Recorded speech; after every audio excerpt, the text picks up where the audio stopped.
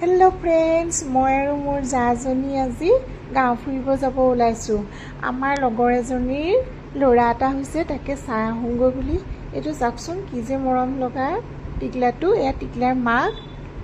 চাই বহুত ভাল লাগিলে দেই। তাৰ পৰা আহি আকৌ খুৰাৰ ঘৰত সোমালোঁ। খুৰাৰো গাটো বেয়া আছিলে, আমি আহোঁতেই আৰু খবৰ এটা লওঁ বুলি সোমাই গ'লোঁ আৰু। এয়া খুৰাৰ নাতিনী, ইমান যে মৰম লগা তাই। এয়া খুৰা খুৰী, চাওকচোন এয়া টিকলিজনীয়ে নাচিছে, খুৰাই গান গাই আছে, টিকলিয়ে এতিয়া নাচি আছে।